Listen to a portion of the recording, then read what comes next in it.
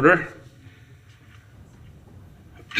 This is the City of Gainesville Code Enforcement Special Magistrate hearings for Thursday, June the 8th, 2023.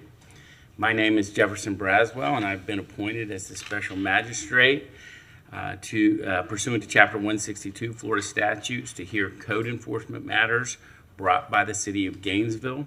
Pursuant to Chapter 162, those of you charged with violating a provision of the City of Gainesville Code of Ordinances are entitled to a formal adjudicatory hearing, also known as a quasi-judicial hearing, to determine if a violation exists, to determine if you have a defense to the violation, and ultimately, if you're determined to be guilty of a violation of an ordinance, I will impose a penalty upon you, and the maximum penalty that can be imposed is $1,000 per day. As a part of the formal adjudicatory process, you are entitled to specific rights, which are not necessarily limited to the following. You are entitled to hear the charges against you and to see and hear the evidence against you. You have a right to testify on your own behalf. You have a right to cross-examine and question those that testify against you. You have a right to call your own witnesses. I will be applying the Florida Rules of Evidence in my decisions. And with that said, I would ask that the officers only that are going to testify today rise and be sworn. And those of you that will testify later will be sworn at the dais. Do you swear or affirm that the testimony you're about to give is the truth and nothing but the truth? Thank you. With that, we will proceed. Our first item is special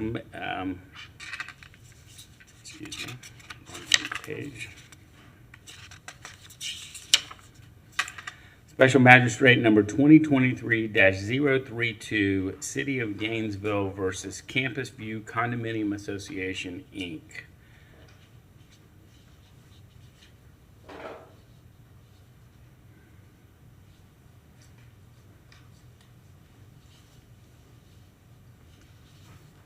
Your Honor, before Officer Ward makes his presentation, I've just been notified that you were served with an affidavit of defective notice. I don't know if you want to address that before we present the case or how you want to do that. Excuse me.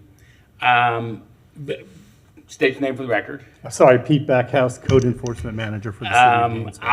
I actually received the affidavit yesterday. Okay.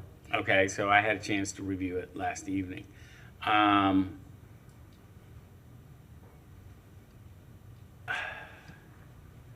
Let me hear I think what I would say is let me hear the presentation of the evidence, and then I'll hear from the defense, and I'll consider it as a defense motion at that time.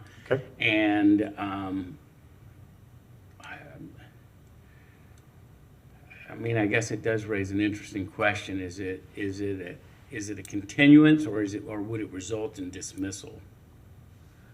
If there is inadequate notice, would the Code Enforcement Office be seeking a continuance to perfect notice? I wouldn't think it would be dismissal, but what's the position of the city on that? Our position is we have achieved notice, we have served the proper people and met the requirements under Chapter 162 for notice, not only of the violation but for the hearing today as well. And we do have DOT representatives here to address that part if you wish to, which was part of the affidavit too. Okay, so there are DOT people, Yes. And the respondent is present. I don't know. Oh, can this gentleman wants to speak? Can we let him speak? Please state your name for the record. Good morning, sir. Connor Flynn. Connor Flynn? Yes, sir. Are you an attorney? I am, and I was contacted by Mr. Dennis Eisinger yesterday for this hearing today. So you are a lawyer? Yes, sir. Okay, go ahead. Sir, I was contacted yesterday regarding this, and I believe that you're in receipt of the affidavit. I have a copy for you if you'd like as well. I have some documents that I'd be prepared to show if we're there, but procedurally, we're not in a position where we believe that this is that notice has been perfected or effected under the Gainesville Code. We would be, well, I don't want to put the cart ahead of the horse, but we would be asking for more time to prepare for today, given the nature of the way the alleged notice was affected. So, is your client present today? No, sir. I'm here representing the interests. We were just, if I may. Yes.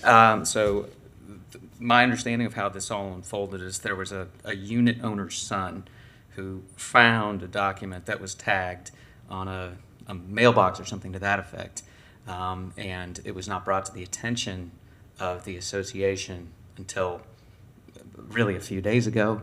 There was correspondence yesterday, but there was no personal service. There was no adequate notice to prepare, and certainly not in a position to call witnesses or cross-examine or have any kind of substantive response this morning. Okay.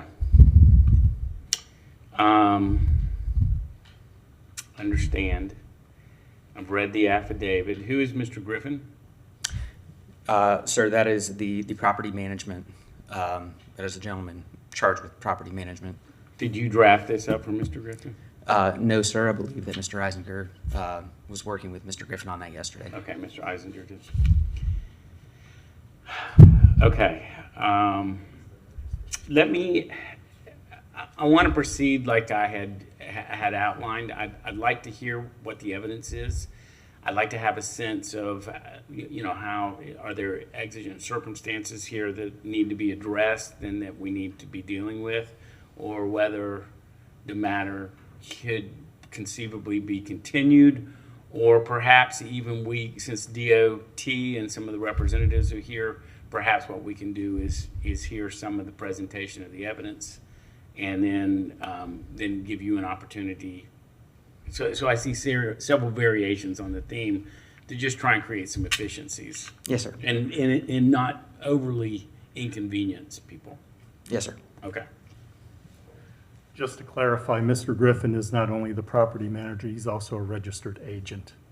And he was served by Officer Ward with the documentation. When? Oh, okay. State your name for the record. Rick Ward, Code Enforcement Officer, City of Gainesville. I served notice of hearing by posting City Hall the property as well as hand delivering to Mr. Griffin's office and handing it to his secretary in the front. On He what was day? not available on May 25th or 26th. Okay. So you delivered it directly to his office. Correct. What do you have the address where you delivered it? I do.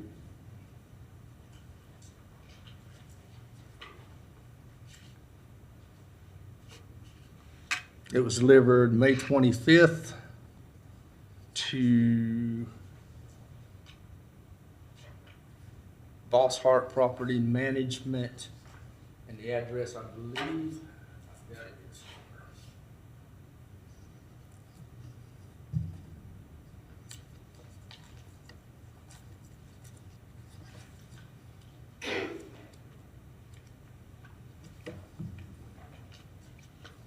I'm wanting to say it was like 4412 Northwest 43rd Street.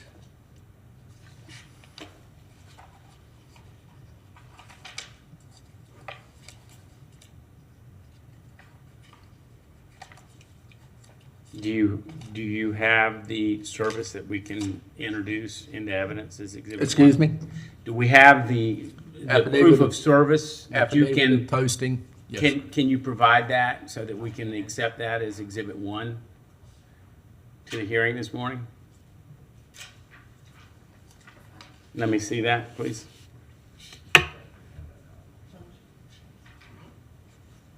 Yes, and I have.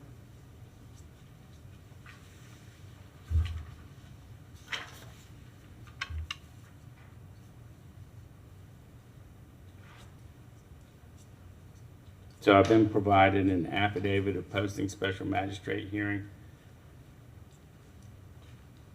Mr. Ward, doesn't have the address of where you served it, though. No, it does not on that affidavit of hearing. I'm trying to locate my original. But it is your testimony, though, that the notice of hearing was delivered to Bosshart Property Management? Correct. Yes, sir. Okay. That we're going to introduce, then that affidavit we'll introduce as exhibit number 1. Now, why don't you go ahead and proceed with your presentation of the evidence? I'm also going to take the affidavit of defective notice. I'm going to introduce that as exhibit number 2. So the case before you, the address of the violation is 1257 Southwest 9th Road, investigated by myself.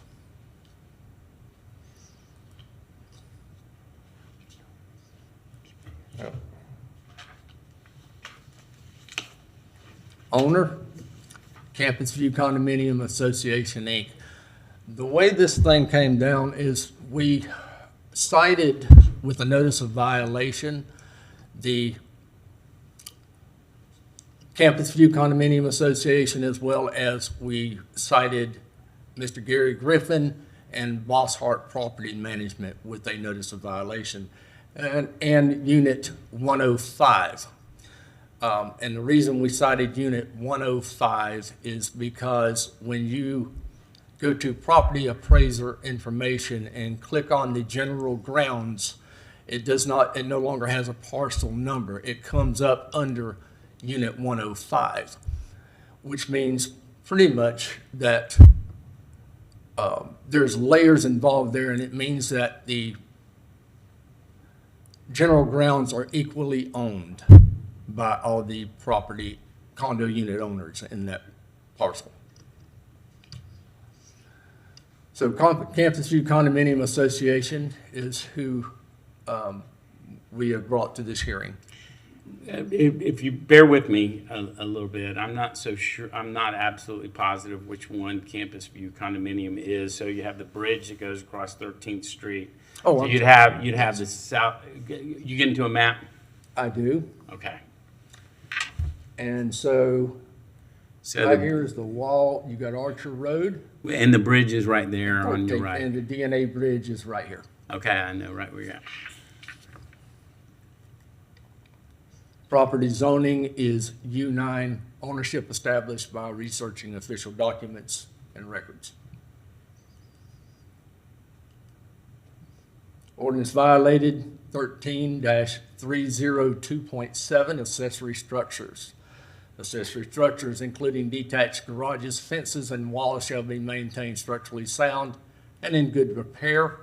Subsection B, the maintenance. Subsection 1, all fences and walls shall be maintained upright and in good condition. For purposes of this section, upright shall mean no vertical structural member shall lift or lean to such an extent that a normally vertical structural member shall be no more than 2 inches out of plumb and 10 feet or less of vertical distance.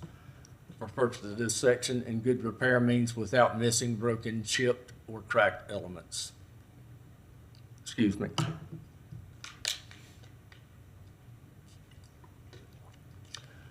The retaining wall, located on the west side of the property bordering Southwest 13th Street right-of-way, is in a state of decline, showing serious signs of deterioration. There are broken and loose concrete pieces of the wall have previously fallen, and the structural integrity of the wall is endangering anyone who traverses the sidewalk. The corrective action of that notice of violation was to do 3 parts. To contract, number 1, to contract with a licensed instructional engineer or engineering firm within 30 days of the compliance date of the notice of violation. Part 2, provide the City of Gainesville Code Enforcement a sealed engineering opinion or report on the structural integrity and safety of the wall, along with an appropriate scope of work for structural and/or cosmetic surface repair within 60 days of the compliance date of this notice of violation. And the last part of this was if structural remediation is recommended, to contract with a licensed contractor qualified to complete the scope of repairs and apply for appropriate maintenance of traffic and building permits within 90 days of the compliance date of this notice of violation. If surface remediation is an acceptable repair, according to the sealed engineering report, then 180 days will be granted to complete repairs.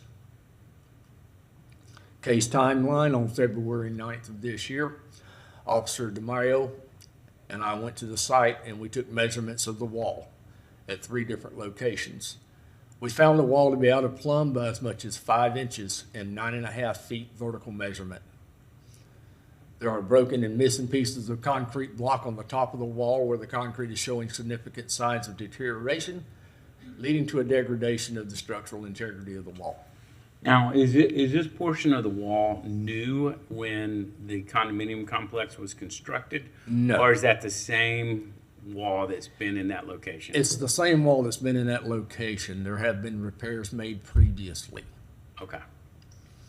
On February 10th of this year, I issued and sent the notices of violation certified mail, regular mail, and posted the notices, on the property and at City Hall.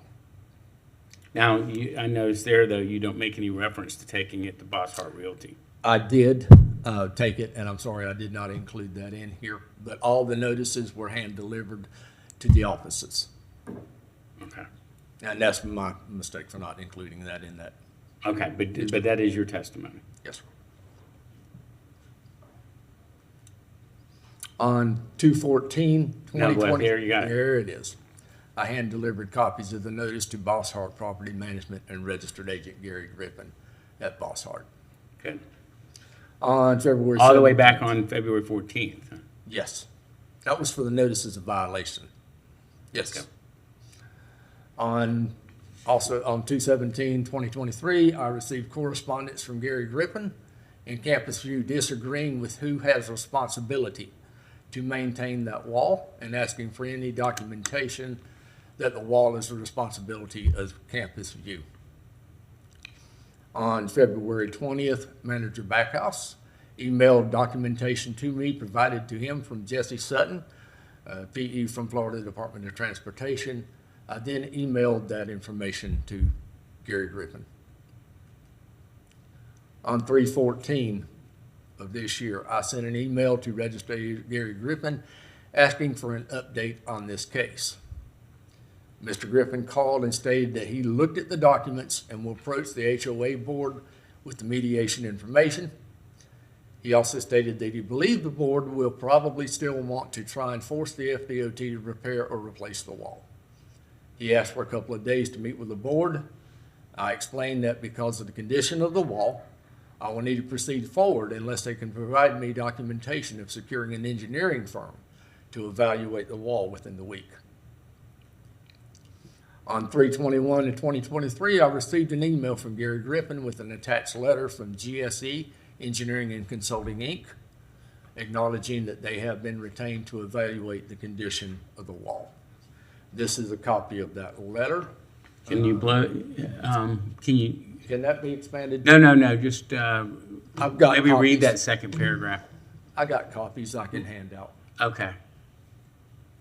Can you just read, if you would, just read the second paragraph? You don't have it? Second paragraph.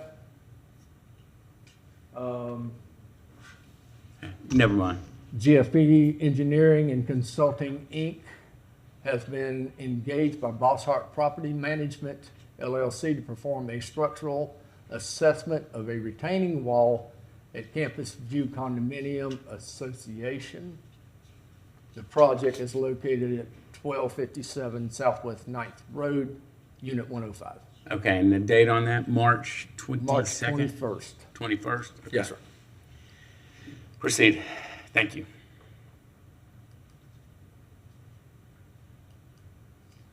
On 4/20 of this year, Jesse Sutton from the Florida Department of Transportation sent our department a request for a copy of the notice of violation, explaining that Campus View has hired an attorney and then gotten Florida Department of Transportation involved as well.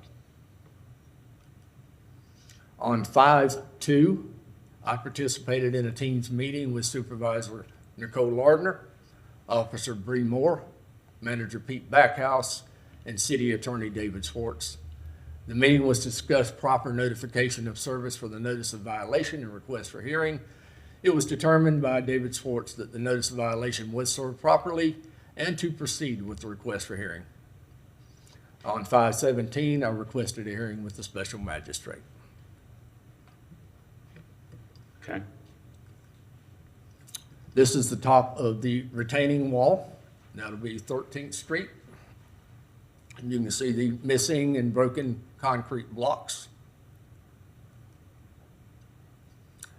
This is the one location I took a measurement, and so as you can see, we're almost 3 inches out of plumb, and the vertical distance at this was 9.5 feet down, and you're allowed 2 inches over 10 feet, I think it was. Second measurement was taken was almost 5 inches out of plumb. Vertical distance was, again, 9 feet, 6 inches. Third measurement was just over 3 inches out of plumb. And I don't think I didn't take a vertical distance on that particular measurement. But in this picture, you can see the cracking of the wall. Some more cracks. And there's where the missing concrete, and that's where I assume that had previously had concrete fall into the sidewalk. Here, you can see where it's leaning all the way against the utility pole.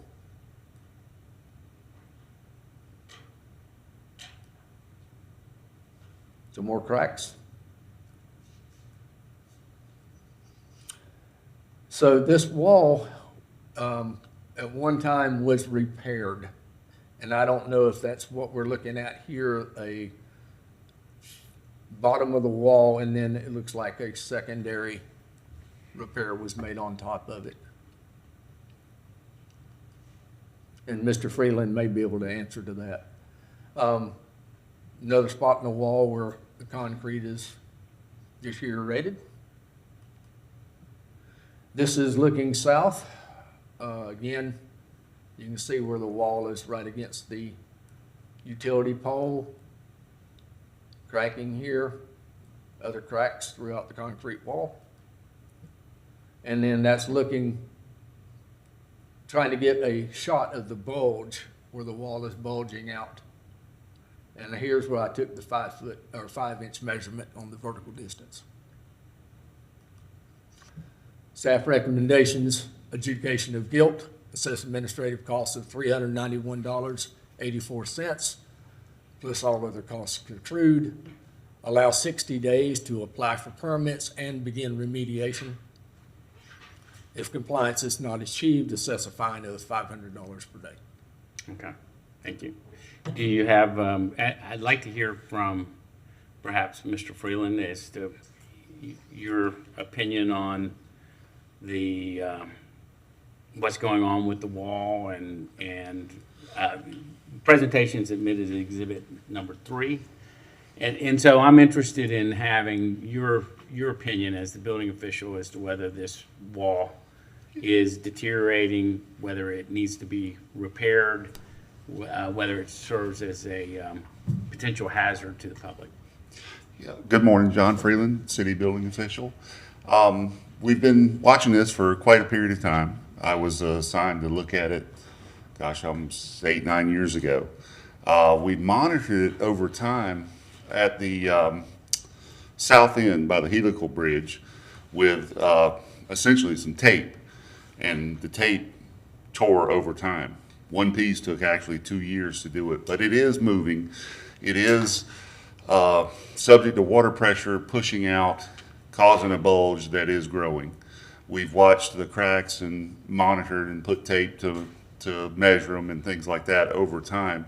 The wall looks to me like it was built in several sections. The bottom of the wall is a poured concrete monolithic construction. Block extensions were added onto it over time. And I don't know if that was associated with the different developments or anything, but the block is falling and pushing over, but the wall itself, the bottom base, is showing signs of movement. We believe that it's bearing heavily on at least one of the utility poles that's keeping that bulge from coming through. But we do feel like it's definitely something that will need to be addressed before there's potentially an emergency situation. What do you mean by emergency situation? What's the concern? Collapsing into the road. That top Collapsing wall. onto the sidewalk? It looks Yeah, it would collapse onto the right of way. Okay. A part of it already has. I mean, the top bricks and that sort of thing. So that's what really kind of pushed us to see if we could take some action. You saw the picture that Rick had of some of those bricks that fell off into the road. Okay. Thank Yeah. you. Was there somebody here from DOT that could address the ownership issue as to who has responsibility for maintenance of the wall? Can y'all address that, or is that outside your? Well, I can address what I know about it. Okay. Jesse Sutton, Operations Engineer, Gainesville. Were you previously sworn? No, Do you swear or affirm the testimony you're about to give is the truth and nothing but the truth? I do. And state your name again for the record. Jesse Sutton. Okay. So, Mr. Sutton, tell us what you know. So what I do know is we had a settlement agreement with the Campus View Association in 2009. Similar situation. There was a repair that was requested. I believe was a code enforcement issue as well. But basically what I'm reading is information from a previous engineer that worked there that worked on the case. This is DOT files? Yes, sir. Okay, go ahead. So it is our understanding that the right-of-way line is at the back of the sidewalk, and the wall is owned by the Campus View Association at this time, By So- that property owner? by the property owner. And that's from a 2009 settlement agreement? Yes, Okay. Do you have that by chance? I do have a copy of it. Can I see that, please? Yes. Do you need to see that? Yes, sir. Your Honor, if I may. Angela Hensel, attorney for FDOT. Do you swear or affirm that the testimony you're about to give is the truth and nothing but the truth? Yes. And give me your name again? Angela Hensel, Spell the last name, please. Hensel. Okay, you may proceed. These documents that we do have are, as Mr. Sutton said, are from a previous employee. Litigation was initiated back in 2009. and, Litigation was by who to who? City or Campus View sued FDOT to repair the wall after a violation. The parties went to mediation, and Campus View dismissed the case after the mediation. So we have an order to That effect. settlement agreement is from that mediation? Correct. Are you attorney? Yes. Okay. And give me your position. I am just general, or part of the general Assistant counsel's General office. Counsel? Yeah, at District 2. Let me, Mr. Sutton, you can come forward. Let me see the settlement agreement, please. Thank you.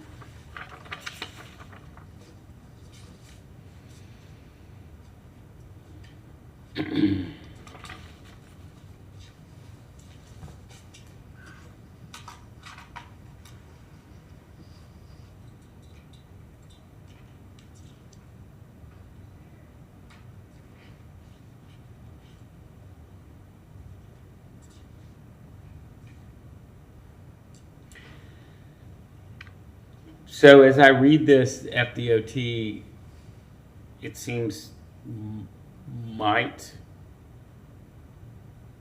pay for a portion of this? Well, the settlement agreement references two executive orders. Those were issued in 1999 by the governor, where FDOT and other state agencies assisted the local governments in fixing structural damage after a rainfall event. So that is the only work FDOT has ever done on the wall.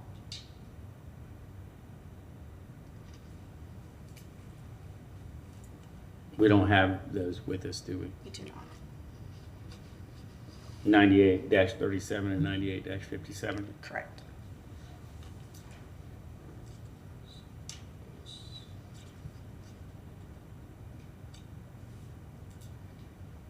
Okay. So there's two of them. Are you familiar with them at all? I actually am not. I was asked to cover today. The attorney who is handling this is in Tallahassee, and he was unable to make the trip. Okay. Okay. I do, is this a copy? Yes. That what we can have for the record? Yes. So this, I'd like to have that introduced as exhibit number 4, I believe. Okay. Anything else from DOT?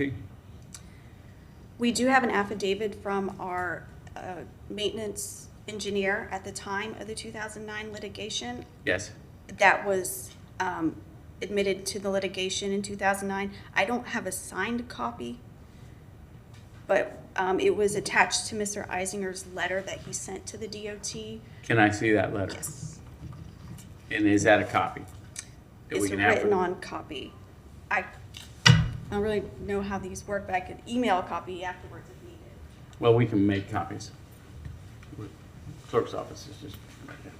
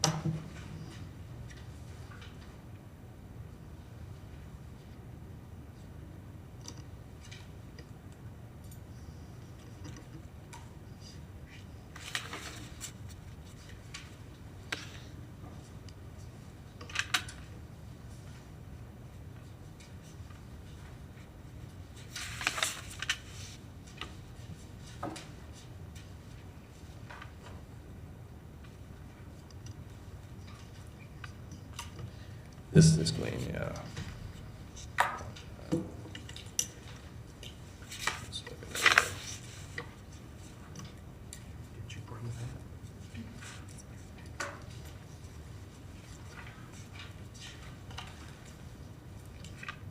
And I've got the whole packet if you want that, just put it together. Put it together. All the pictures and documents. The right-of-way information.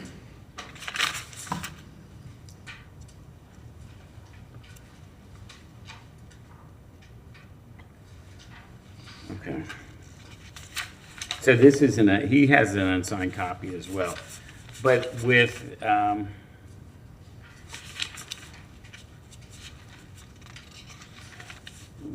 your permission, I'd like to have this correspondence from Eisinger Law. It's dated May 18th, 2023 with the attachments. We need a copy of this from the clerk's office. So we can ask one of the officers, if you would. Just two, right? You want one? Yes, please. And you'd like to see this before it gets, Yes, please.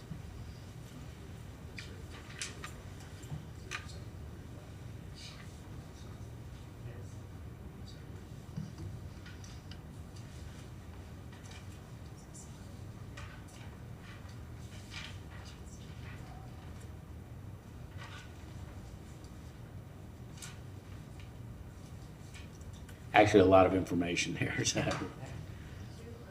Two copies. We'll give that packet back to DOT. Anything else from DOT? So one other thing, so after the 2009 settlement agreement, there was repairs made to the wall in 2010, Okay. either by the Campus View Association or the original developer of Campus View. So they were not done by the Department of Transportation. So Does- just south of where we're talking about, Mm-hmm. there's repairs, you can see the difference in the wall. Okay, So there was repairs made by either Campus View or the developer representing Campus View. I'm not sure which one it was, but it was not the Department of Transportation. okay. So, Anything else? no, sir. Okay, thank you. Thank you very much. Anything else from the city?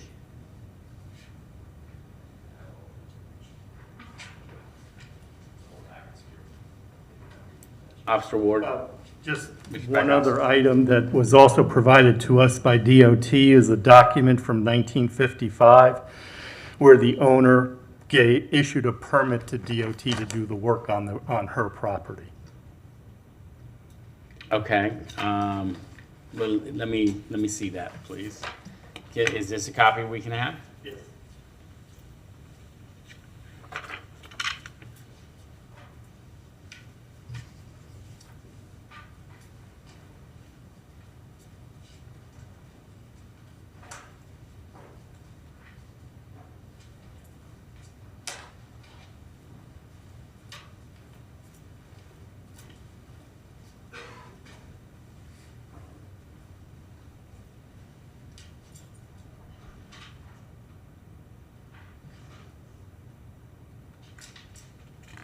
Interesting.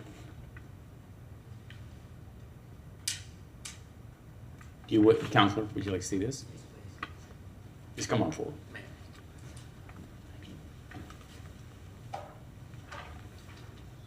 Take your time.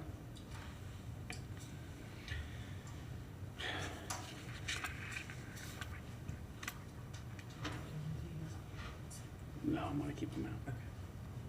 During the case.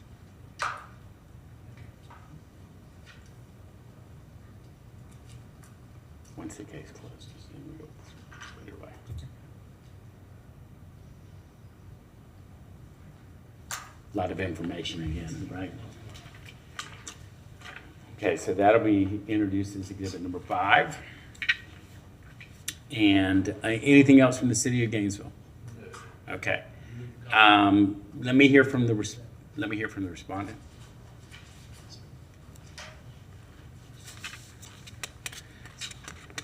You may proceed, sir. Just state your name for the record. Connor Flynn. Okay. Sir. So here's my thought process on the affidavit. Okay. Mr. Griffin is not here. We do comply with the rules of evidence, to a certain extent. I mean, it's some flexibility. It is an administrative type hearing. So we would accept hearsay to a level. But again, do you know why Mr. Griffin is not here today? No, sir, I do not. I do Okay. not have that information. So, I mean, he clearly, from the presentation of evidence, has been aware of this all the way back into February. And so this is not a surprise that this would be coming up today. And so I would like to have heard from him and get a better understanding of, kind of where the association is at as far as retaining an engineer. It's unsettling to me that I'm familiar with the roadway, and of course concerned about public safety, because those type of things you can never tell when and how they're going to collapse. We're coming into the rainy season. There's going to be additional hydraulic pressure on the backside of that wall, and City of Gainesville, I'm sure, shares this with my thoughts. I have no interest in waking up and reading the paper about how that wall collapsed and hurt somebody, Of course. right? So we are going to deal with this, I think, today based on where the affidavit's at. And Okay, if I- so any motion for continuance is hereby denied. Understood. I would just like to make the note, if I may. Sure. I believe that it's in evidence as cities. One, this is the affidavit of posting that was entered earlier. It appears that it was notarized yesterday.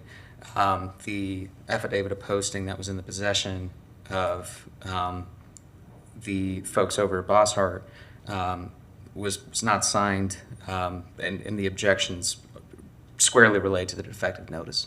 An inability to substantively cross-examine put on the case regarding the actual responsibility for that wall. I believe that in the correspondence that was already brought before you, there's a April 5th correspondence from Mr. Eisinger regarding the actual survey plat carving out that space. Completely understanding the intent to proceed today regarding the wall and all the concerns regarding public safety, we maintain and submit that it's the Department of Transportation's responsibility to continue for the upkeep of that wall. Yeah, and I would say that, we have testimony that the notice of violation was delivered directly to the office of the property manager. I specifically included this letter from May 18th, 2023, to Mr. Eisinger and his firm, which, has a well-regarded reputation for dealing with condominiums and so forth, that they were aware of this problem. So it seems a little improbable that there wasn't something going on within the team representing the respondent, that they were aware that there would be this code enforcement hearing. And right now where we're at is we've got the historic agreement from the 50s, we've got the settlement agreement from Department of Transportation, and I think that there would be certainly a possibility that that evidence could be better developed, that we could have a better understanding. But, and look, there may be a possibility, I don't know where DOT is coming from, that the association could end up with some cost sharing, right? But Yes. that doesn't affect my decision today as to who owns the wall.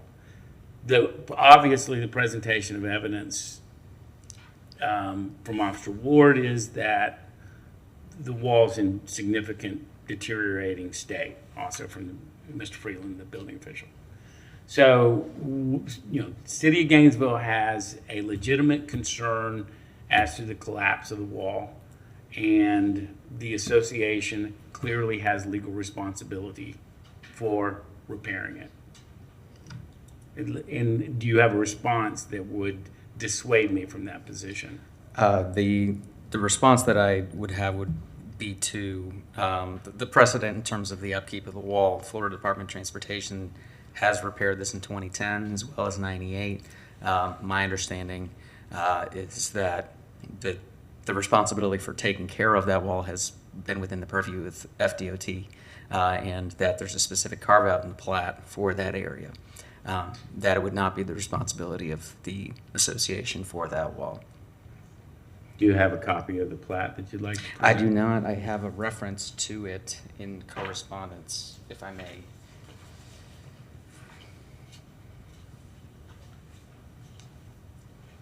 And this is the, may I approach? Sure, yes, please. Thank you. I believe the reference is on page 2 to the carve out.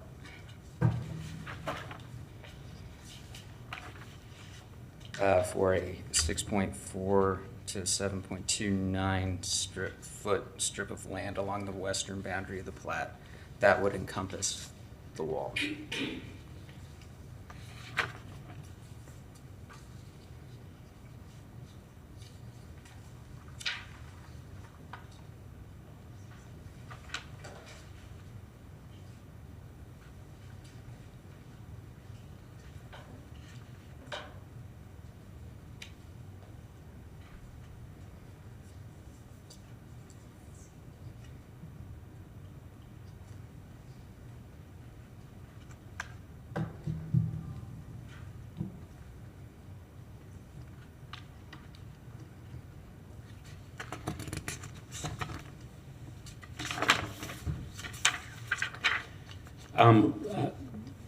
Admit this. Yes, please. As Exhibit 6, please, or 7, excuse me.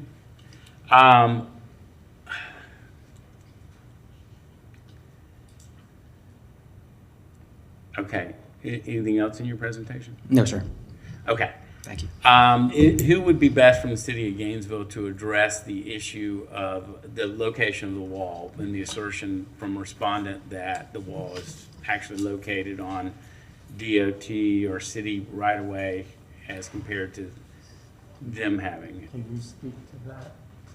Or should I just leave it to DOT? Here's what I have, Mr. Backhouse. I mean, I have the settlement, I have the original 1950 agreement where there was permission granted by the property owner, and then I have the additional settlement agreement.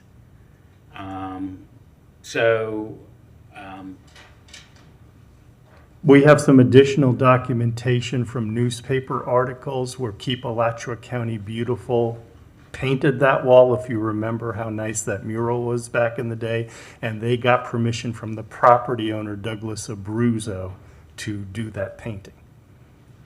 Okay, I'm not sure that speaks to Just that. again, as someone taking responsibility for the property. Right. But basically, it's a Department of Transportation issue, which, because it's their right-of-way going up to the wall, and the dispute for the settlement agreement, which they testified to, came about because of a notice of violation that we issued in 2008. Repairs were made after that.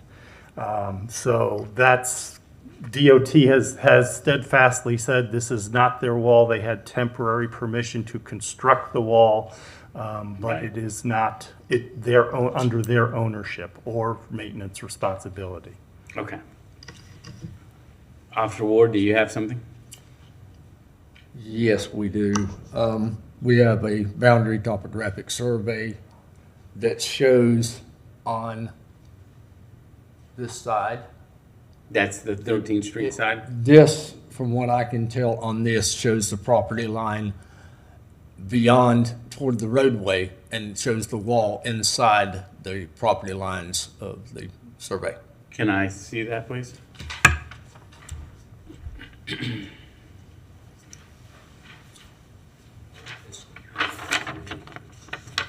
Sorry.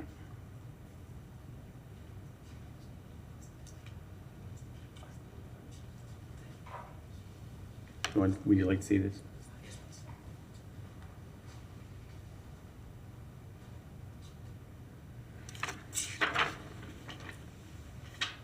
It's the outside page, the outside line.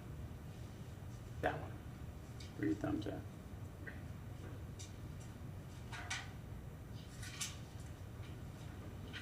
Okay. Now, do you need a copy? Do we need to make a copy of this before it's admitted into evidence? I think I have a copy. Then we'll admit that as exhibit number 8, which I would state for the record shows that the property line is beyond the construction of the wall. Okay, so this is an important issue that we need to get moving forward on it. So the association needs to have some, hopefully out of this we'll acknowledge its responsibility. Now, can it go forward and negotiate and do things? And, there's no prohibition against any of that, right? But the city of Gainesville is at a point where it's telling the owner here, this has got to be repaired. This is too much of a risk, too much of a hazard to the public. So based on the finding that the wall is a responsibility of the association, that it is on association property, that the history of what was going on with DOT and the city of Gainesville is that the previous owners to the property were giving permission to have access to that piece of property for the construction of the wall, to have equipment and so forth. Certainly, in large measure, to the benefit of the property owner. It's one of the more notable pieces of property in the entire city. But responsibility for the maintenance of that wall and the edge of that property has never, according to my review of the records that are in evidence here, has never shifted to DOT and has never shifted to the city of Gainesville. Responsibility for the maintenance of the wall always has remained with the property owner. Now, obviously, there's going to need to be cooperation, I think perhaps by all the parties, in order to get this thing properly and finally fully repaired. I'm hoping that this next round of repairs won't be a Band-Aid type fix, that it'll be reconstruction.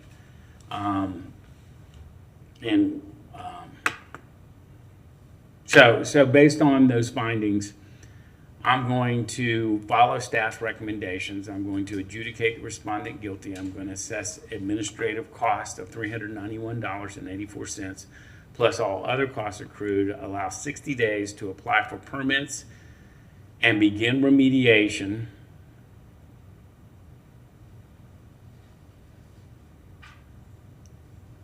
And if compliance is not achieved, assess a fine of $500 a day.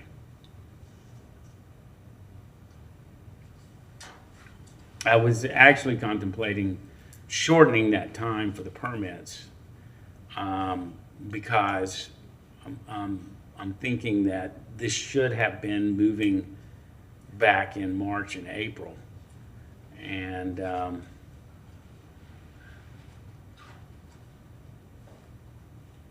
actually, I am going to shorten it. I'm going to shorten it to 40 days. So I'm going to allow 40 days to apply for the permits and begin remediation.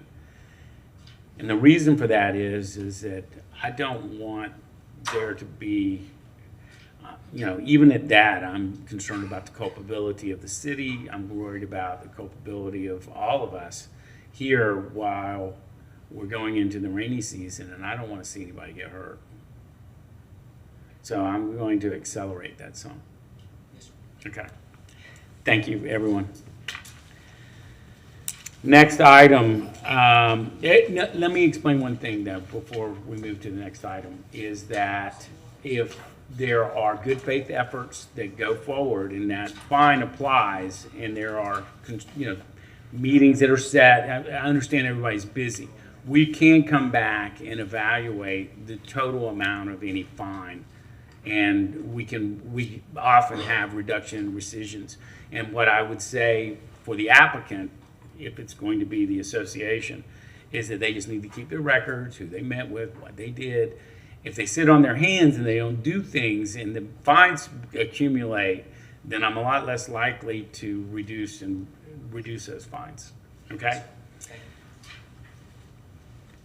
Next item, Special Magistrate number 2023-033, City of Gainesville versus Hartman trustee and Hicks trustee et al. Officer Rabanovich. Good morning. See you. How are you today? Good, how are you? Good. You may proceed. All right, this is case 2023-033. Address is 1933 Northwest 4th Avenue, Apartment C, investigated by myself. Parcel number is 15070-000-000. Owner is Hartman trustee and Hicks trustee et al., and property zoning is U3. Ownership was established by researching official public records and documents. So here's the location. It's right off of 5th Avenue, and there's 20th Street right there. What's the long? So there's 5th 13th Avenue Street, okay. and 13th Street, and then I got it. yeah. Okay. So the case timeline: on March 27th, 2023, I received a complaint of a rodent infestation and bedroom windows that were screwed shut. Upon inspection, I observed the following violations. There was evidence of pest infestation inside the unit, and there were holes around the stove and oven gas line and heater unit, which provided access for pests, and the tenant attested that he can hear rodents moving within his walls. There were screws preventing the bedroom window from opening. The doors and windows were not weather tight and were missing weather stripping material, and an electrical defect in one of the outlets in the bedroom caused a burning smell when switched on.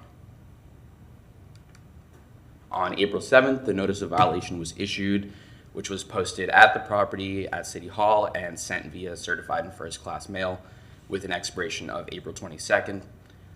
On April 26th, the bedroom outlet was repaired. May 12th, after my reinspection, I observed that all outstanding issues remained unresolved. So on May 24th, I posted the notice of hearing on the property at City Hall and sent it via certified and first-class mail. June 2nd, I received evidence that certified pest control services were provided to the tenant, and an invoice was provided to me for a repair by Window World of Ocala, who estimated 10 to 12 weeks from June 2nd until the window replacement would be completed.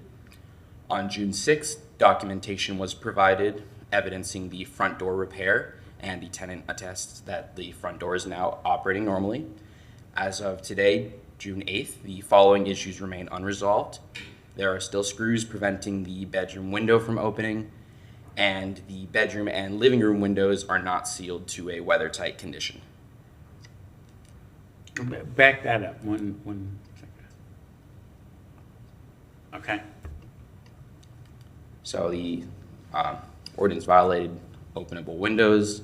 Windows other than fixed windows shall be easily openable and capable of being held in position by window hardware.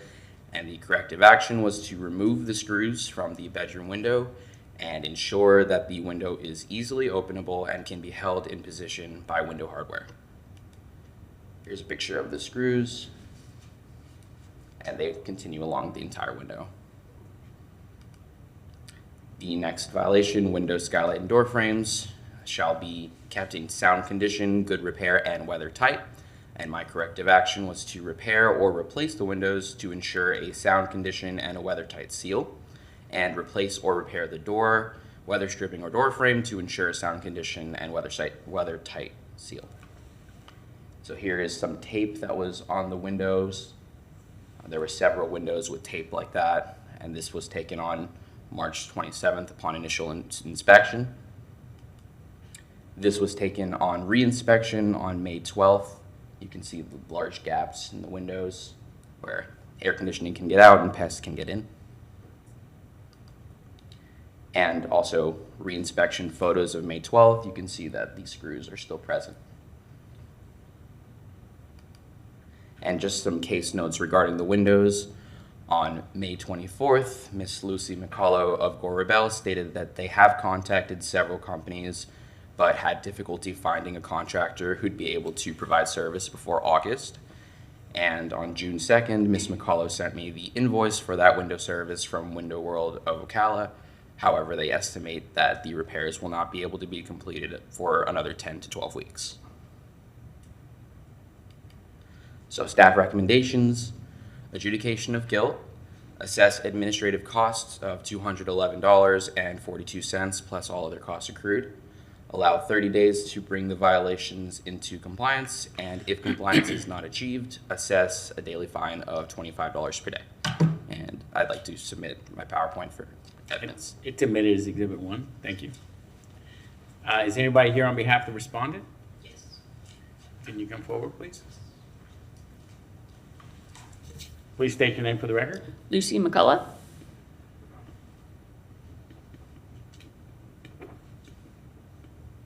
Ms. McCullough, raise your right hand. You swear or affirm the testimony you're about to give is the truth and nothing but the truth. Yes. Thank you. You may proceed. What's your position first? What? I'm property manager for the property. Okay. You may proceed. So we received the communication from code enforcement about being contacted by the tenant for these violations. I'd just like to note that the tenant never contacted us first, and throughout this, as he noted, the tenant has not been very cooperative with getting back in touch with property management. For the pest control issue, we had it re-inspected per the requirements and no infestation was found in his unit. We have, as he said, contracted with a company And just to be clear, it's not going to be repairing because unfortunately the windows, the parts and everything, it's not capable of being repaired to open and close like it was when it was new. So it will be a full replacement. And from what we're told, it cannot be sooner than the 10 to 12 weeks that it takes.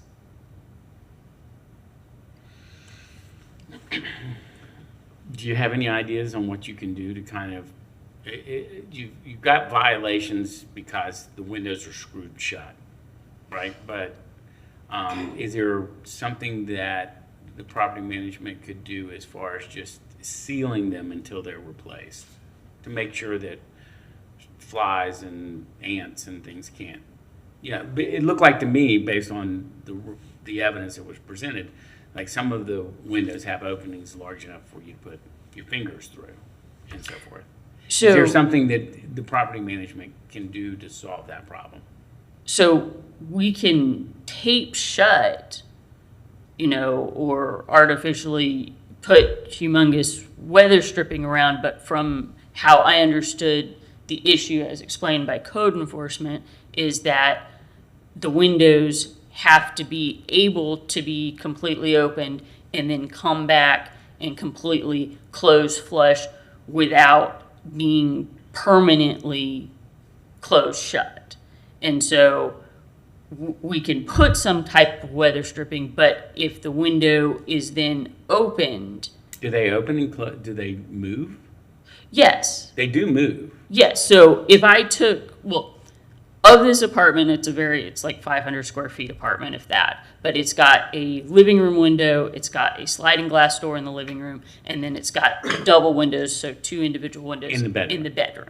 The 2 individual windows in the bedroom are the ones that over the years were screwed shut because they would hang out. They would Right. not close flush. And These are the, what are they called, jalousie windows? no, well, they're the crank outs. Crank they're out not, where they have the 2, okay. yeah. They were common back in the 60s.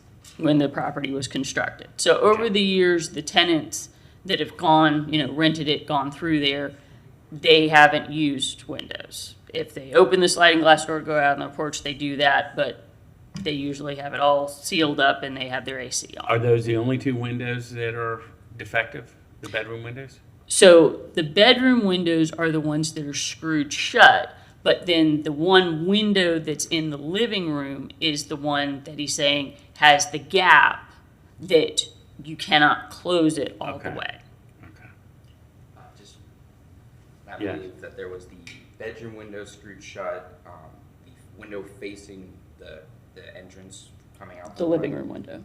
Yeah, that one had the tape originally. And then is there another window near the sliding patio door? No, there's just the sliding glass doors, the window that's in the front, and then the double window that's in the bedroom. Okay, and does the unit have AC? Yes, it has a window unit. Or window unit, it's in the block wall. And so you have contracted with Window World Window of World, Ocala. and do you have that you can present into evidence? Do you have a copy, or because we can make a copy if need You be? can certainly have the copy that I have of the contract, which was also provided to code enforcement. There they have it.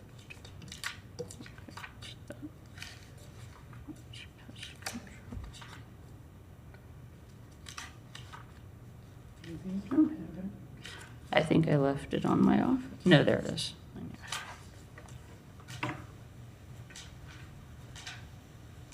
Thank you.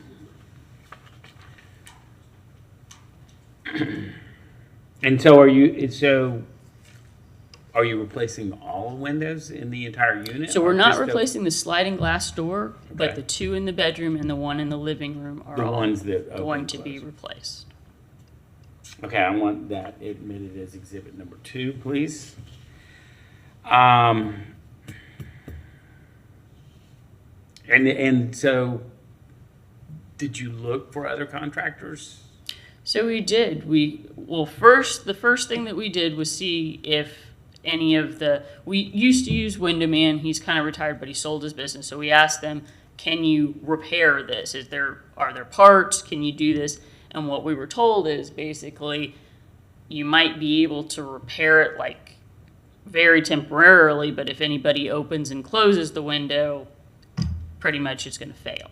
So we can't really repair it. So then we asked him, the person that bought Window Man isn't doing replacements yet. They just do repairs right now. And then we tried to call Quality Glass. We got a call back initially, said that we're booked all the way out till August. We can't do anything for you. The next time we called them back, because we were having trouble with other companies, they didn't call us back. So then we called the Gainesville Glass and Door, and they said, we're booked out. We called Precision Glass, and they said, we're booked up. And then we called Gainesville Glass and Door back, and they said, you know, you might want to call Window World of Ocala. They might be able to get it sooner. Okay. So that's what we did. Okay. Anything else that you'd like to provide? Any other testimony? We have just been fixing stuff as it's been found, and trying to communicate with the tenant, and some of the stuff that was on there, I don't remember if you brought up the heater, but that wasn't even an issue once we sent the HVAC out there. The tenant, it's a wall heater that's gas wall heater, and the tenant had just turned off the pilot light. So once you turned on the pilot light, it worked fine. Okay. And Ms. McCullough, who do you work for? The property owner, or I work for Gore Rebel Real Estate. Rebel Real Estate. Gore Rebel. Gore Rebel.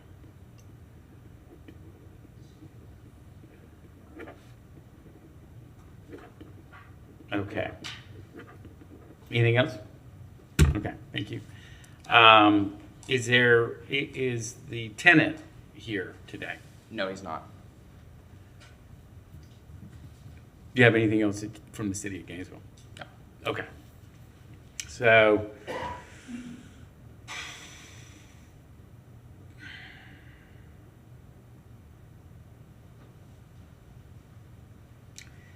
my view on this is I feel very good that Gore Rebel and Ms. McCullough are going to address the issues.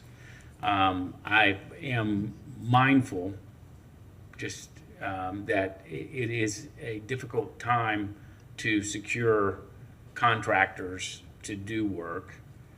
I get a good sense that they're under contract, and I get a good sense that with the air conditioning in the unit and so forth, that that these windows can be adequately sealed to prevent pests from entering the buildings.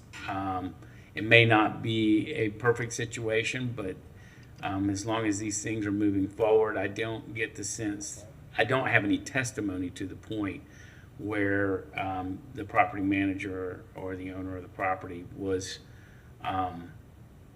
aware of this before this code enforcement issue came up. And so I feel comfortable that they're moving forward to try and get this corrected. We certainly appreciate those efforts. Yeah. The only other life safety concern we have is the egress in the bedrooms. With the screws in With there. the screws that Yeah, people are not that's gonna got to be able to be get out. that's got to be addressed, and so somehow there's got to be, and kind of based on that alone. I mean, as the time goes by, one of the issues that the code enforcement is mostly concerned with are life safety issues, and it can't be sealed like that. Somehow there's got to be tape, and I'm thinking, and I leave that up to maybe the code enforcement office, but the tenant could be, you know, if he wants them taped up so that they seal up without creating screws that prevent them from opening, then that's something that perhaps the tenant can be left with until Window World gets done with their work. But the fact is that still exists, and that needs to be addressed. And so as time goes by in property management, you get with this office, then and they raise those life safety issues. Those are always of the paramount concern. So based on that, here's what I'm going to do. I'm going to adjudicate the respondent guilty. I'm going to assess the administrative costs of $211.42 plus all other costs accrued. I'm going to allow, where was the contract? Do we have an ETA on that? It was 10 to 12 weeks. It was written in like the notes on that invoice. So I'm going to allow 150 days to bring the violations into compliance. And if compliance is not achieved, assess a daily fine of $25 per day. That'll give you enough time to get window world out there. So that's my ruling. Thank you. Thank you.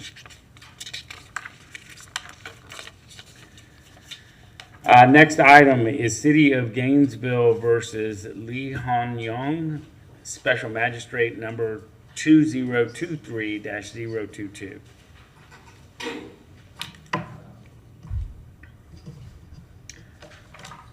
Officer McClintock. Good morning, Your Honor. Jeff We- McClintock, Field and Collector for the City of Gainesville. You were previously sworn. Yes, sir. Okay, you may proceed. Okay. I'm here to present Special Magistrate Case 2023-022, the property located at 2233 Southwest 39th Way, Apartment D. It is located in the city of Gainesville, Florida. It was investigated by myself.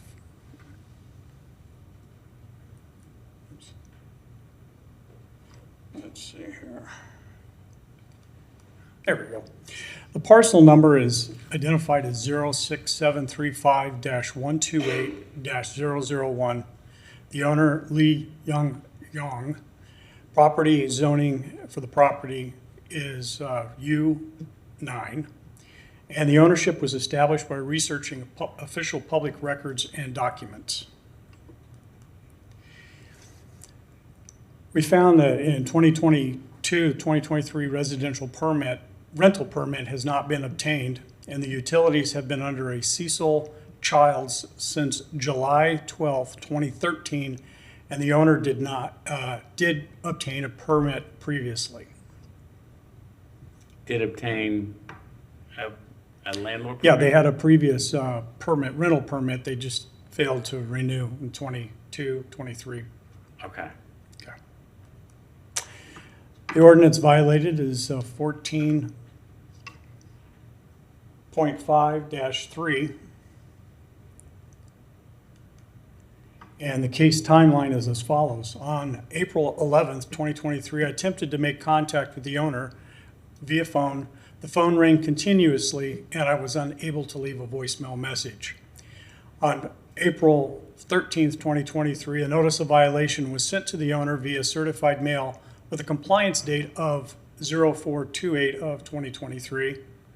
And on 4/17 of 2023, the service was achieved through certified mail, U.S. Postal Service. On April 29th of 2023, the property was not in compliance, and another attempt by telephone was made and was unsuccessful. On May 2nd, 2023, I re-inspected the property and found the violation had not been corrected. I attempted to contact the owner or leave a message, and again, that effort failed. As a result, I requested a hearing with the special magistrate, and on May 25th, 2023, service was achieved by posting the property and City Hall with the notice of hearing. On June 8th, 2023, the property is still not in compliance. Staff recommendation is an adjudication of guilt, assess administrative costs of $164.83 plus all other costs accrued, and immediately assess a one-time fine of $250. Okay. Is there anybody here on behalf of the respondent? I live in that building. Did you want to say anything? That's my apartment. But, I mean, this is a landlord permit, and they're required to get it. Is any of this affecting you? Actually, What, no, ma'am, I'm sorry, but we've already said too much without you being on the record. Okay. Please state your name for the record. Cicely Childs. And do you swear or affirm the testimony you're about to give is the truth and nothing but the truth? Yes. Okay. How long have you lived there? 13 years. Okay. She just became my landlord 8 years ago because the building was under AMJ Realty. But I'm gonna be honest with you, I've never had a lease with her. She had me sign a lease maybe 5-6 years ago, and that was it. So you're just month to month tenancy? Basically, that's what my Section 8 caseworker is telling me too. And I mean, have you looked at the building? This building is like the worst building in Mill Run, to be honest with you. And where is it at? In Mill Run. It's in a development. It's in Mill Run. Okay. And they're all individually owned or, whatever. And when she bought the building, she was okay at first, but it's like the grass hasn't been cut in almost 2 years. My neighbor downstairs, I'm lying, he cut the grass last year this time. That's it. 2 apartments in that building are not rented. They've been completely shut up for like a year or so or more. I stay in D and the lady stays in A.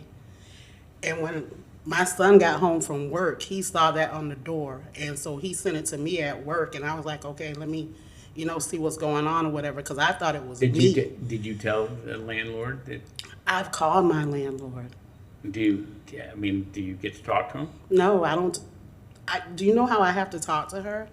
I literally have to leave her a message and tell her, hey, if you don't come fix such and such, I'm not going to pay you my portion of the rent.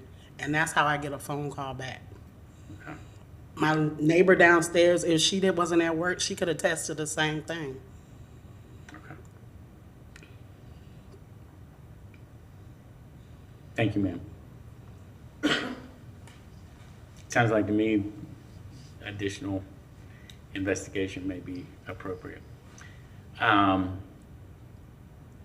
Okay, so anything else from the city of Gainesville? No, sir. Then I'm going to follow staff's recommendations. I'm going to adjudicate the respondent guilty. I'm going to assess administrative costs of $164.83 plus all other costs accrued. Immediately assess a one-time fine of $250. Going down the agenda, Special Magistrate number 2023-023, City of Gainesville versus Jones & Jones. That has been dropped. Next item is Special Magistrate number 2023-027, City of Gainesville versus Lee Han Yong. That's a different case? Yes, sir. And so that's still with you, Officer McClintock. So you may proceed. Presents case to 2023-027 for the property located at 2233 Southwest 39th Way, Apartment A. It is located in the city of Gainesville, Florida. I was investigated by myself, Jeff McClintock, field collector. The parcel identification number is 06735-128-001. The owner is Lee Yong. Property is zoned U9. Ownership established by researching official public records and documents. And what was discovered in the 2022-2023 residential rental permit has not been obtained. Utilities have been under Anthony L. Boykin since July 31st, 2020, and the owner did obtain a permit previously for this property. The ordinance violated is 14.5-3. And the case timeline is as follows. On April 11th, 2023, I attempted to make contact with the owner via phone. The phone rang continuously, and I was unable to leave a voicemail message. On 4/13/2023, a notice of violation was sent to the owner via certified mail with a compliance date of 4/28/23. On 4/17/2023, service was achieved through certified mail. And on 4/29/23, the property was found not in compliance, and another attempt by telephone was made and was also unsuccessful. On 5/2/23, I re-inspected the property and found the violation had not been corrected. I attempted to to contact the owner and leave a message, and that effort again failed. As a result, I requested a hearing with the special magistrate, and on May 25th, 2023, service was achieved by posting the property and City Hall with the notice of hearing. On 6/8 of 2023, the property is still not in compliance. Staff recommendations is adjudication of guilt, assess administrative costs of $164.83, plus all other costs accrued, and immediate assess a one-time fine of $250. Anybody here on behalf of the respondent? And seeing none. Officer McClintock, do you have any of the presentation that you'd like to admit to the record? Yes, Your Honor. Let's do that on the, okay, we'll just deal with this case first. So that's admitted as Exhibit 1 to the record. Seeing nobody here on behalf of the respondent, we're going to adjudicate the respondent guilty, assess administrative costs of $164.83, plus all other costs accrued, and immediately assess a one-time fine of $250. And going back to the previous matter, which is Special Magistrate number 2023-022, City of Gainesville versus Lee Han Young, we're going to admit to the record Exhibit 1 in that case too. Didn't we miss that? We did, sir. Okay. So we're just clarifying the record. Bring those both forward. And we'll move to the next case. I did rule there, right? Okay, so the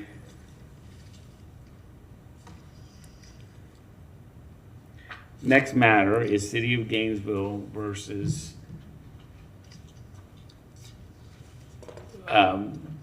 Villaru Vijay Say. That's Kalluru. Vijay is Vijay. Last name is Sai. Special Magistrate number 2023-029. You may proceed. Thank you. Again, my name is Jeff McClintock, Field Collector for the City of Gainesville, presenting Special Magistrate Case 2023-029. The address is 7975 Northwest 49th Way, which is located in the City of Gainesville, Florida. This case was investigated by myself. Parcel number is 06006-068-200. The owner is Kalluru Vijay Say. Property zoning is PD, and the ownership established by researching official public records and documents. The 2022-2023 residential rental permit application has not been returned. Utilities have been under a NIDAL, ABOP, since July 2 of 2022. The ordinance violation is section 14.5-3. The case timeline is as follows. On 4/4 of 23, no owner phone contact was available, so I called the tenant listed in the GRU utility records and left a voicemail message identifying myself, the purpose of the call, and requested assistance in providing contact information for the owner. On 4/6 of 23, attempted to contact the tenant again, but had to leave another message. A notice of violation was sent to the owner via certified mail with a compliance date of 4/21 of 23. On 4/23/2023, I re-inspected the property and found the violation had not been corrected. On 4/24 of 23, service was not achieved through certified mail, so I reissued the notice of violation with a new compliance date of 5/1 of 2023. I mailed first class and posted the property at City Hall. While posting the property, the tenant was home and stated that she would notify the owner, but refused to provide the contact information while I was there. On 5/4 of 23, I re-inspected the property and found the violation had not been corrected, and as a result, I requested a hearing with the special magistrate.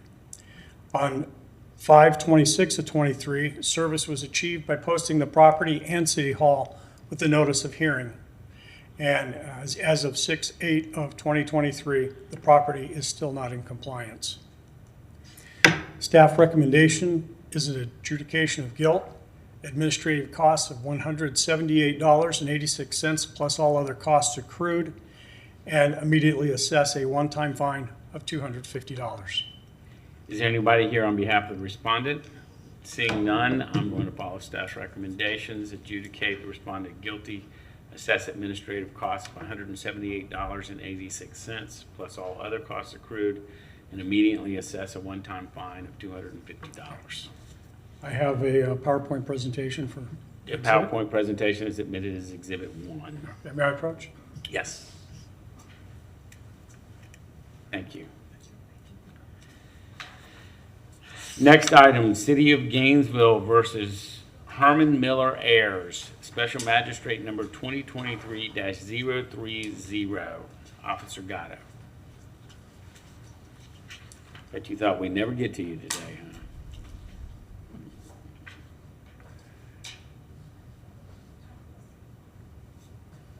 Okay.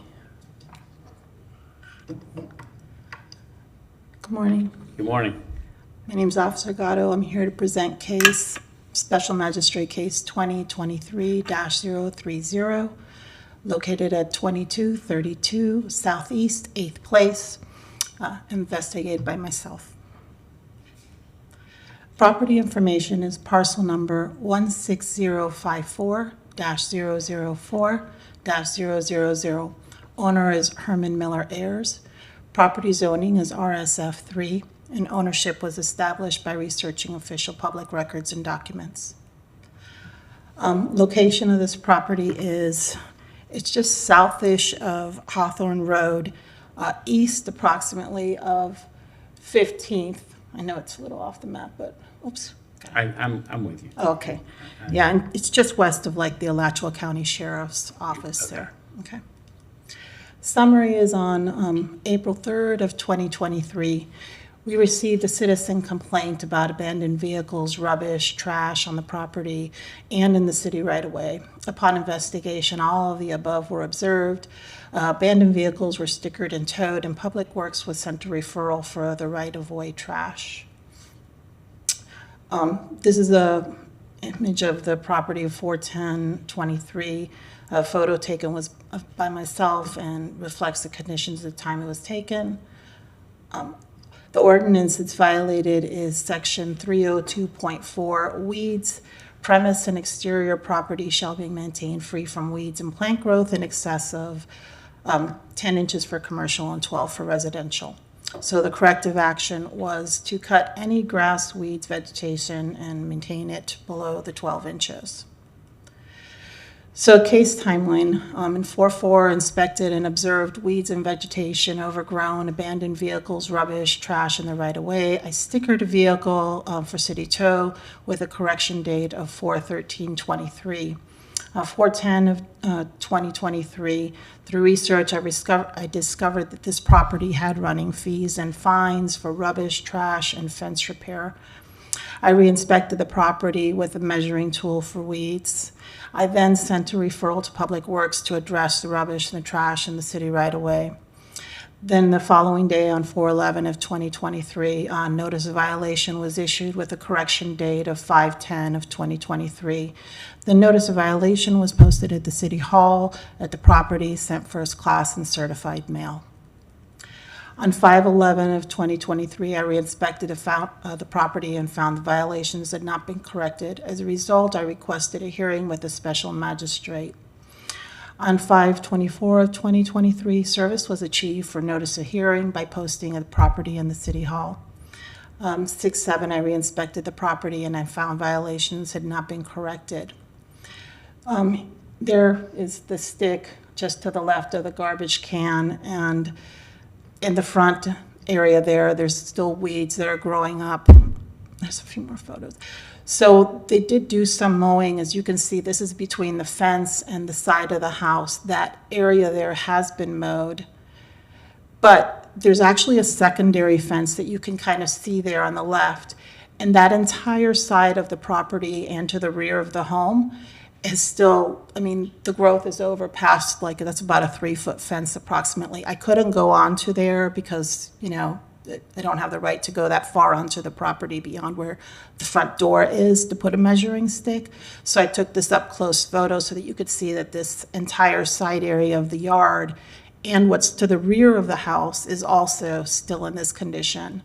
So here's a photo from the other side of the home. As you can see, this area that has also been mowed, but again, on the rear, this is the actual rear of the house on the right side there. Is there anybody living there? So there are no utilities on this property, and as I stated, it has running fees and fines. There are persons that are on the property, but to my understanding, the person who owned the property has passed away. And I don't have anything to verify this, but it was information was given is that perhaps he has an also elderly brother that may be in a nursing home, but this is all hearsay. I don't have anything to collaborate that and wasn't able to find anything. But there are persons that are, this property is generating a lot of traffic, and there are people. That's why I had contacted Public Works about removing, there were like chairs and tables and all kinds of things in the city right-of-way on the corner and the intersection of where these two roads meet. And there are people that, there's part of the complaint from the citizen, they had contacted me. I had spoken to him once, and you've ironically he's come here before you. And then he came and he had come for a rescind rescission with Mr. Backhouse. And at that time, he requested again to have this property looked into because they were stealing electricity with an extension cord under his fence and dragging it over to his house. So to answer your question, there are people in the property, but from what I can tell, they do not have any right to the property. So I was thinking about it last night, and So who mowed it?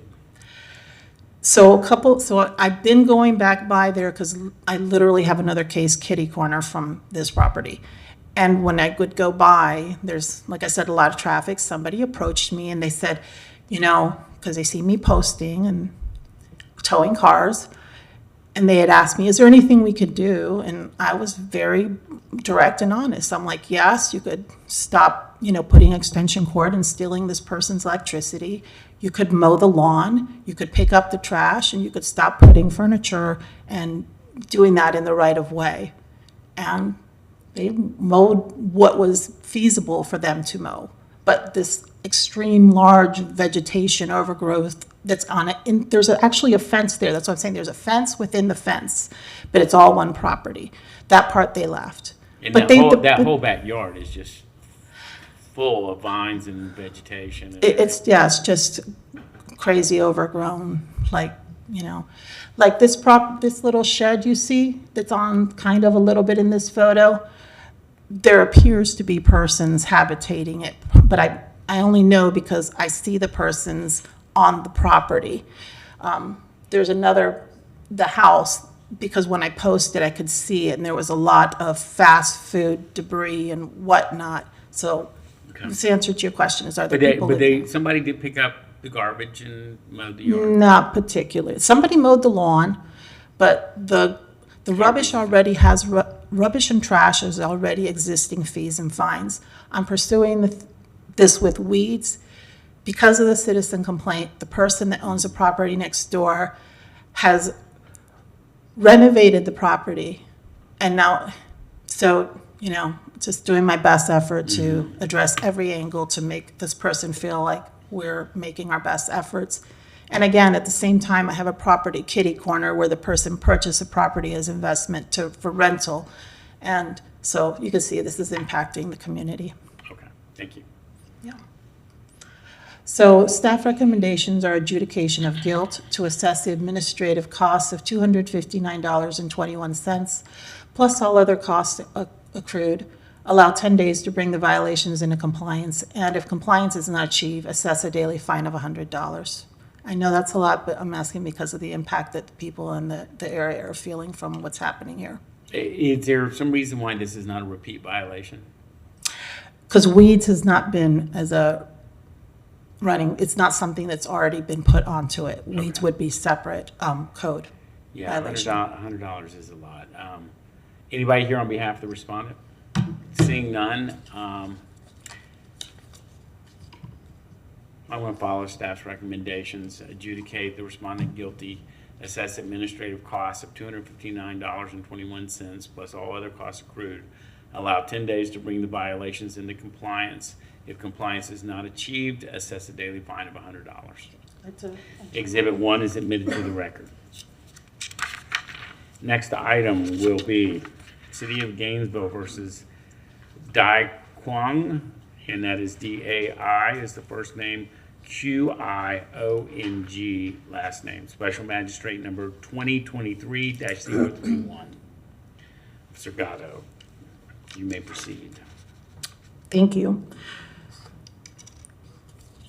This is Special Magistrate Case 2023-031, located at 105 Northeast 20th Street, investigated by myself. The property information is parcel number 11219-000-000. The owner is Dai Quang. Property zoning information is RMF 5, and ownership was established by researching official public records and documents. The property location for this is, it's just north of, I don't even have, University. Oh, there it is, East University. I'm not good with using this laser. It's just north of East University, and it is just east of 15th Street.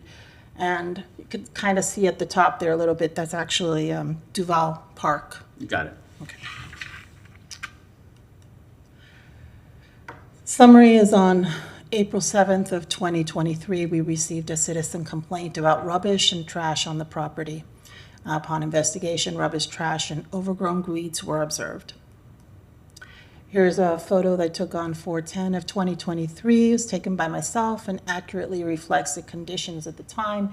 You can see here is the measuring stick, and from the fence you can see kind of one rail down is where the level of the actual weeds are.